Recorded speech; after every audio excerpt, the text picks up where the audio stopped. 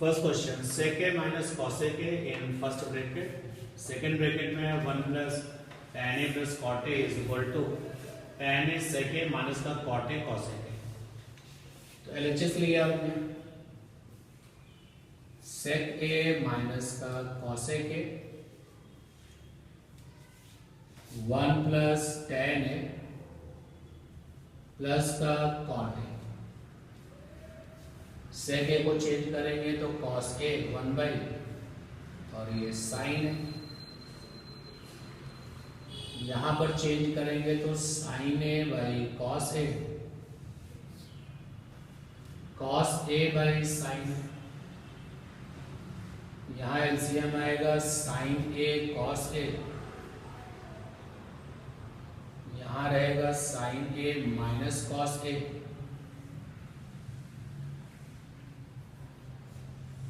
Cos A sine A, यहां आएगा cos A sine A plus sine square A plus cos square, ये आएगा। ठीक है,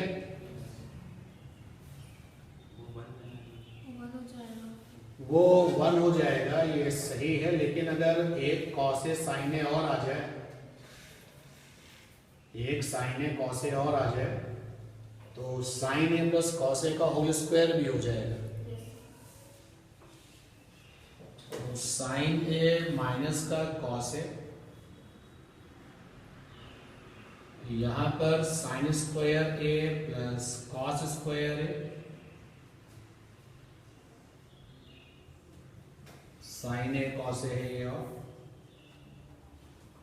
और ये है cos A sine A plus cos A sine A minus cos A sine A upon में कॉस ए साइन ए,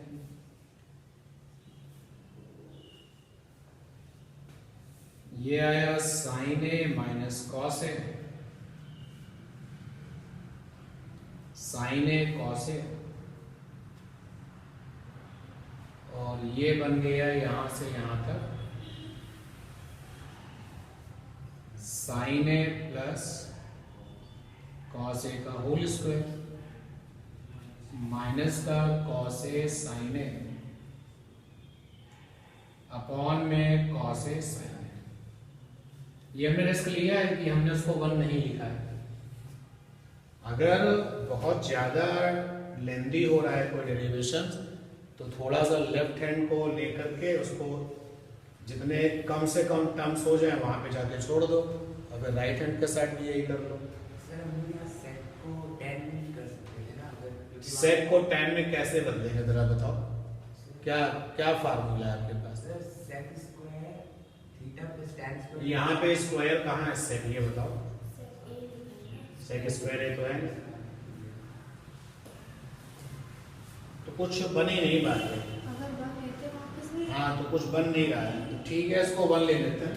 तो sir sec a cos a plus 1 आ जाता। तो यहाँ पर आ जाता, अगर यहाँ पर 1 ले ले तो ये आ जाएगा 1 plus cos A sine A upon में कॉस ए साइन ए। अब इसको मल्टीप्लाई करने कुछ दिख तो रहा नहीं है, अलग अलग देखो, नहीं पहले मल्टीप्लाई कर लेते हैं। मैं मल्टीप्लाई कर रहा हूं, देखो sign A plus cos A sign square A minus cos A minus cos square A sine A upon में क्या आ गया sine square A cos square. ठीक है, अब हमें लाना है tan a और sec a। तो tan a आएगा तब जब ऊपर मिले sin a, नीचे मिल जाए cos a, और एक cos बच जाए, और उधर रहेगा cot a cosec a। इन दोनों में अगर हम sin a कॉमन ले लें, अलग अलग करके चारों को अलग अलग करके चारों को डिवाइड कर लें तो भी सही है, कोई दिक्कत नहीं। लो यही कर लेते हैं। Sign A sign square A cos square A plus cos A sign square A sign square A cos square A minus का cos A upon sine square A cos square A minus का cos square A sine A upon sine square A cos square ए। ये क्या बन गया? Cosec A sec square ए। और ये क्या बन गया? सेक ए। ये कैंसिल हो गया, सेक ए माइनस यहां पर देखिए क्या बनेगा? कॉसेक स्क्वायर कॉसेक स्क्वायर ए और सेक ए। सेक ए और माइनस कॉसेक ए। साइन ए और कॉसेक। हमें लाना क्या? tan ए और sec ए। साइन ए क्यों बचेगा सर? क्यों? cos स्क्वायर ए कैंसिल हो गया, केवल क्या बचेगा? cos ए। sec ए और माइनस का cosec ए।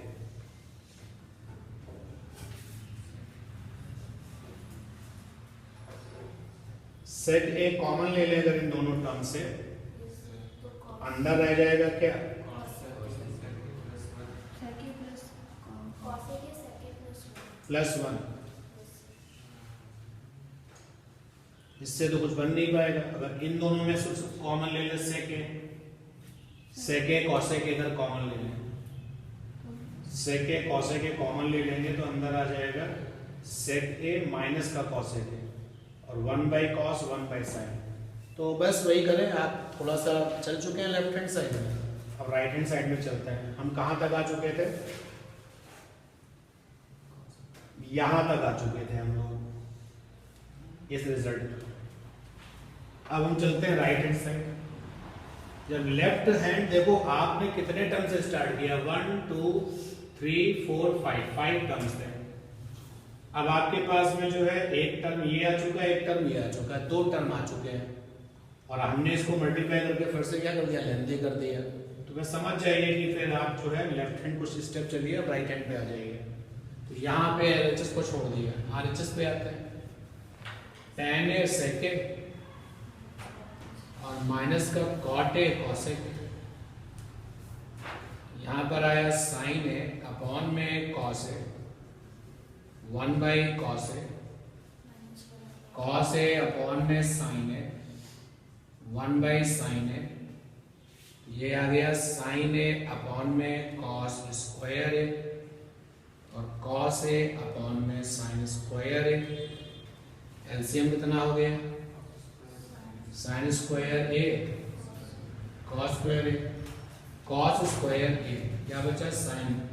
तो ये sin क्यूब ए और माइनस का cos क्यूब ए। अप्लाई कर दीजिए, आंसर आ गया।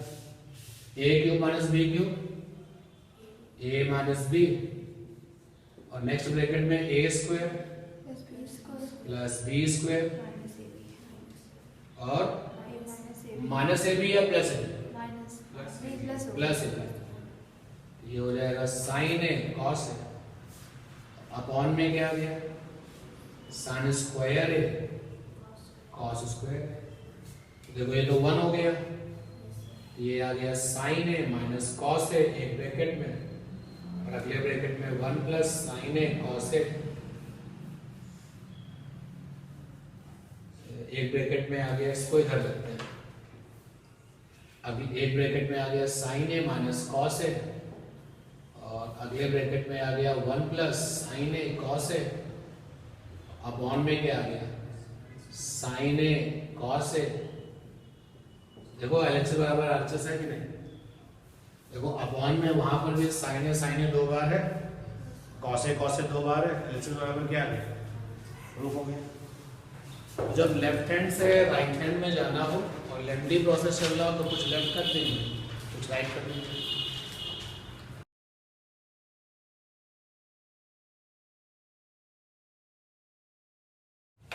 Second question left hand tan square theta upon tan square theta minus 1 plus cos square theta upon sec square theta minus का cos square theta is equal to 1 upon sin square theta minus cos square theta. Left hand side ले लिया जाए तो tan square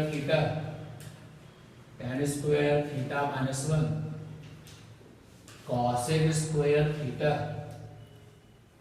sec square theta minus का cos square theta.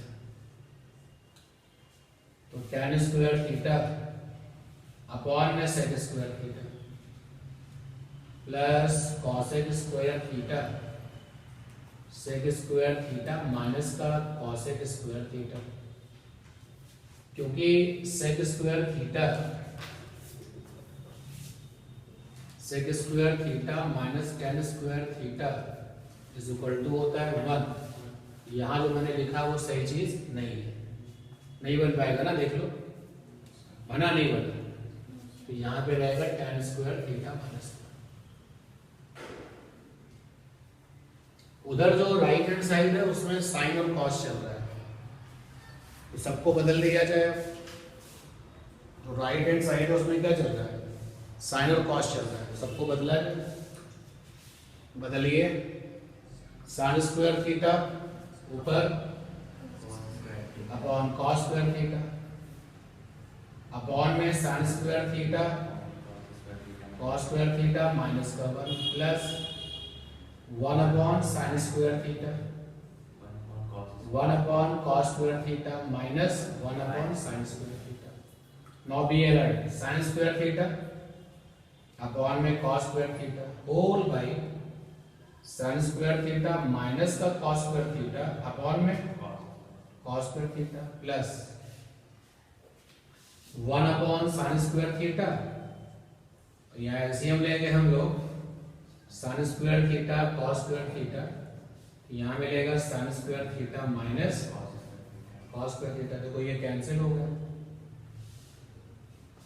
ऊपर आया sign square theta, नीचे क्या आ गया साइन स्क्वायर थीटा माइनस का कॉस स्क्वायर थीटा प्लस ये कॉस स्क्वायर थीटा ऊपर चला जाएगा, cos square theta upon sine square theta minus cos square theta. LCM आ गया साइन स्क्वायर थीटा माइनस का कॉस स्क्वायर थीटा, ये आया साइन स्क्वायर थीटा प्लस ये क्या हो गया 1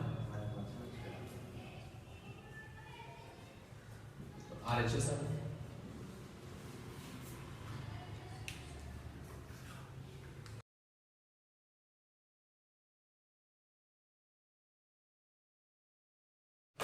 तो क्वेश्चन क्या है अगला 3 नंबर कि मैन ने किसी बिल्डिंग का एलिवेशन एंगल जब देखा तो 30 डिग्री देखा। एलिवेशन एंगल क्या होता है, हॉरिजॉन्टल से जो एंगल आता है। तो इस मैन ने इस बिल्डिंग का एलिवेशन एंगल निकाला तो 30 डिग्री निकाला। हॉरिजॉन्टल से उसने कहा कि एलिवेशन एंगल 30 है। फिर आगे लिखते हैं कि ये जो मैन है ये बिल्डिंग की तरफ 60 मीटर चला, तो ये मैन 60 मीटर चलता गया, यहां पहुंच गया। अब जब ये यहां पहुंच गया 60 मीटर, पहले वो यहां था अब वो यहां पहुंच चुका है। अब उसने जब एलिवेशन एंगल देखा तो कितना था 60 डिग्री। पहले मान लेते हैं कि मैन यहां था ए पर था, अब वो बी पर पहुंच गया है और बिल्डिंग का जो टॉप है वो एम है और ये बेस है ग्राउंड, जी फॉर ग्राउंड। तो पूरे क्वेश्चन में मैन ने किसी जगह से एलिवेशन एंगल देखा 30 था बिल्डिंग के टॉप का। एलिवेशन एंगल अब ऐसा हॉरिजॉन्टल से लिया जाता है। फिर 60 मीटर बिल्डिंग की तरफ चलता है तो एलिवेशन एंगल 60 डिग्री है। तो पूछते हैं कि find the height of the building. तो बिल्डिंग की हाइट चाहिए up to nearest metre, correct to the nearest metre. यानी कि आपको पॉइंट में कुछ अगर रिजल्ट मिलता है तो पॉइंट के 1 या 2 डिजिट तक आंसर दे दीजिएगा। मैन की कोई हाइट नहीं है क्या इसमें? किसकी? मैन की कोई हाइट नहीं है। फिर से मेरी बात समझो ना, कह तो रहा है कि मैन ने किसी जगह से एलिवेशन एंगल देखा, तो एक्चुअली जो है वो एलिवेशन एंगल कहां से निकलता है? पॉइंट से, ग्राउंड से, तो मैन की हाइट का यहाँ कोई मतलब नहीं है, ठीक है। बिल्डिंग की हाइट चाहिए, तो मान लेते हैं कि बिल्डिंग की हाइट कितनी है, h है। तो अब आप देखिए मैं ट्राइंगल लेता हूं, ट्राइंगल AGM tan 30,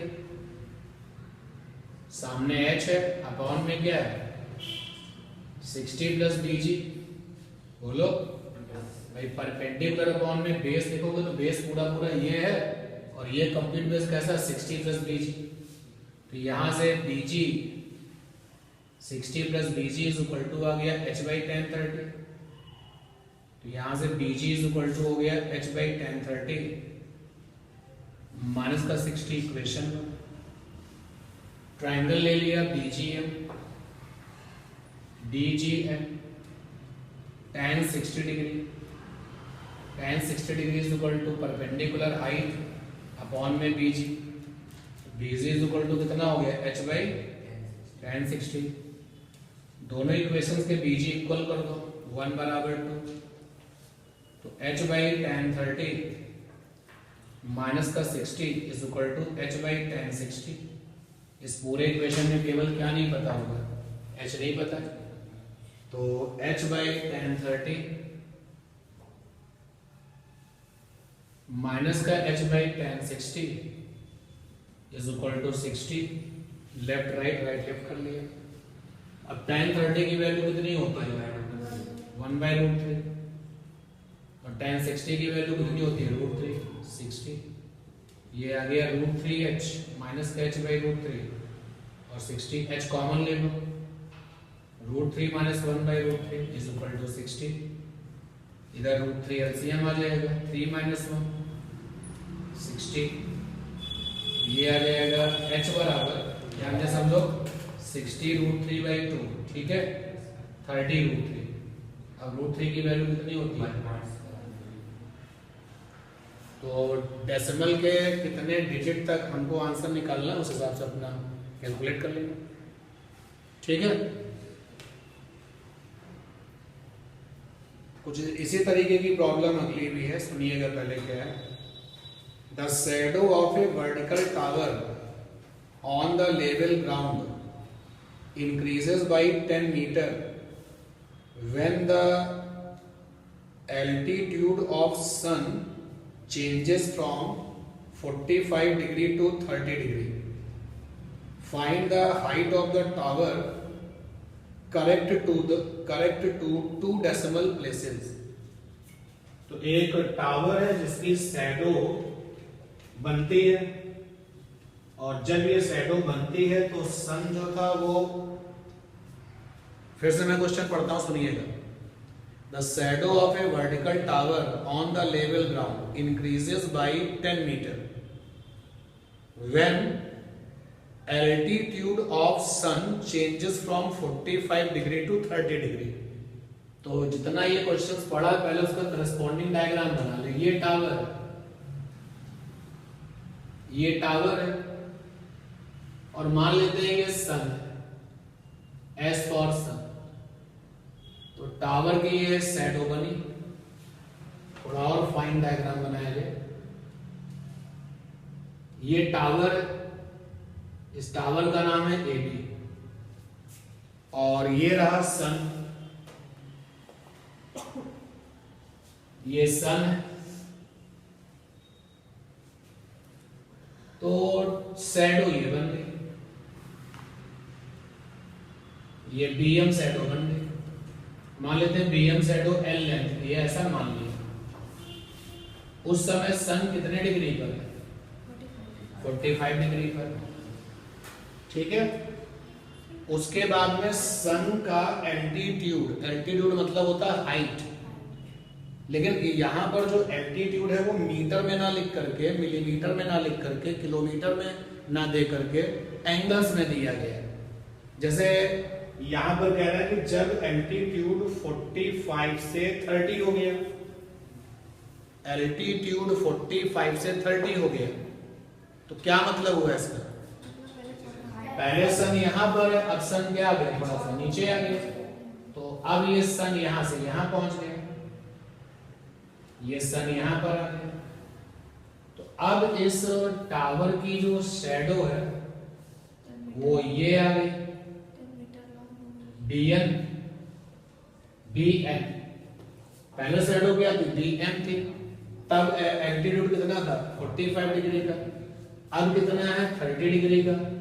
अब शैडो क्या हो गई है? BN। तो क्वेश्चन कहता है कि शैडो की लेंथ पहले से बाई 10 हो जाती है, बाई 10 मीटर हो जाती है, यानी कि 10 मीटर पड़ जाती है। अगर हमने पहले शैडो की लेंथ L मानी है तो अब कितनी हो जाएगी? L + 10। और क्वेश्चन में पूछा गया टावर की क्या हाइट चाहिए? MN 10 है ना सर? B से N तक 10 है तो MN ऑटोमेटिकली क्या हो गया? 10 हो गया। अब हमें क्या चाहिए? टावर की हाइट चाहिए। तो फिर से मान लिया कि टावर की हाइट h है, तो ट्रायंगल ले लीजिए ABM। तो ट्रायंगल ABM में जरा tan 45 लगाइए, तो tan 45 is equal to h/l। tan 45 1 होता है h/l, l बराबर h आ गया।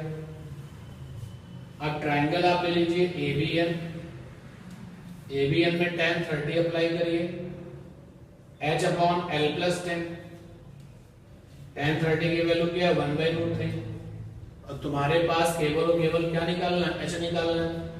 तो l की जगह पे क्या लिख सकते हैं? h + 10। यहां पर आया h + 10 बराबर √3h। तो 10 बराबर आ गया √3h माइनस का h। तो ये आ गया 10 इज इक्वल टू √3 माइनस का 1 साथ में h। तो √3 - 1 h बराबर 10। h बराबर हो गया 10/√3 - 1। फिर आपने बहुत बेसिक लेवल पर रेशनलाइज किया है ना टर्म्स को। अंडर हटा देते थे, कैसा? कंजुगेट करके मल्टीप्लाई डिवाइड। ऊपर लिया √3 + 1 अपॉन में √3 + 1। h बराबर आ गया 10 √3 + 1। नीचे क्या आ गया? x - y, x + y क्या बनेगा? x² - y²। नीचे क्या आया? 2, यानी कितना हो गया? 5 √3 + 1। 5 √3 1.732 + 1 5 2.732। सॉल्व कर लेंगे अभी, हो जाएगा सॉल्व।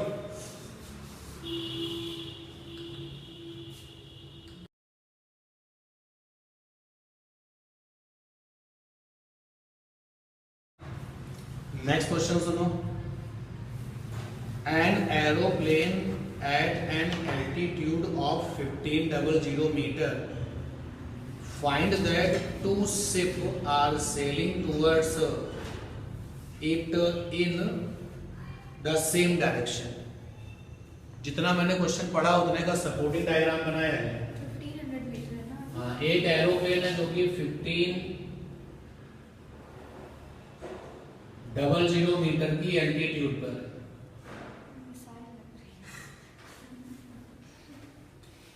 ये एरोप्लेन 1500 की मीटर पर है और ये देखता है कि दो शिप जो हैं, ये ship number A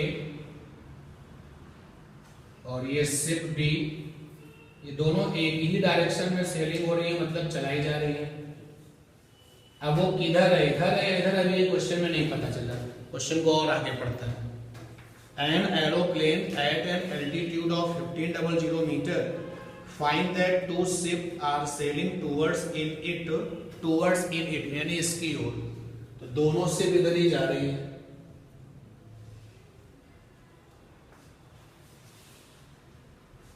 The angle of depression as observed from the aeroplane are 45 degree and 30 degree respectively।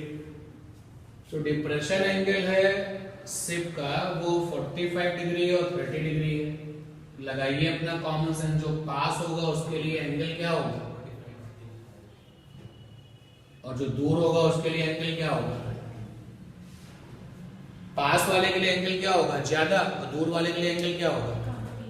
तो यानी कि पास वाले के लिए ये आपका हो गया 30 और ये क्या हो गया 45।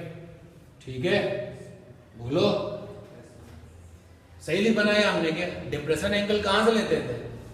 ऊपर के हॉरिजॉन्टल से। तो बताओ ना, तो एक हॉरिजॉन्टल पहले आप बना लो ये। अब जब हम डिप्रेशन एंगल काउंट करते हैं तो ये छोटा एंगल बना डिप्रेशन का, और ये क्या बना? बड़ा।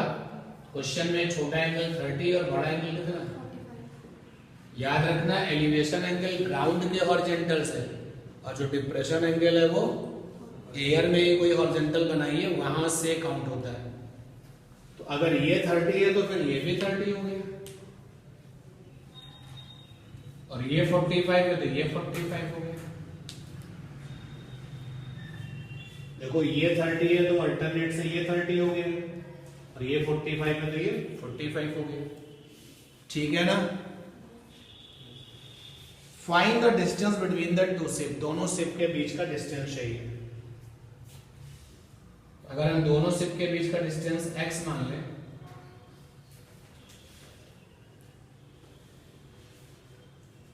तो x निकालना है।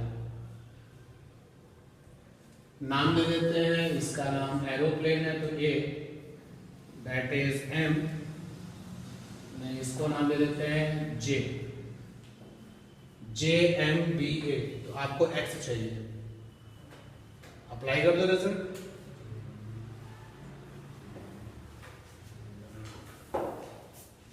ट्राइंगल ले लो आप JMB,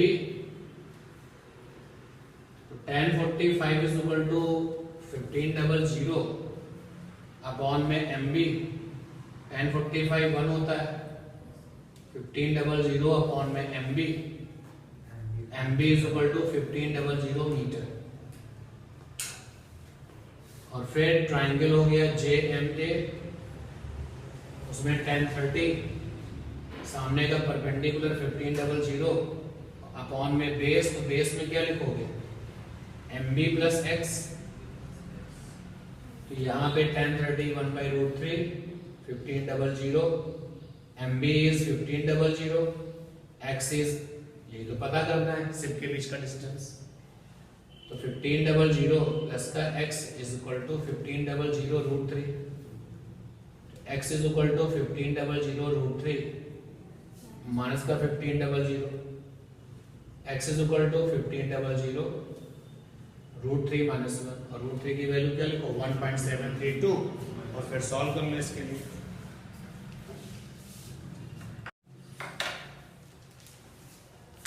थ्री tan थीटा बराबर 4 है, Tan थीटा की वैल्यू निकाल लें 4/3 करके, बाकी रेशियो और ये इवैल्यूएट करना है। तो देखो tan थीटा की वैल्यू कितनी आ जाएगी? 4/3 आ जाएगा।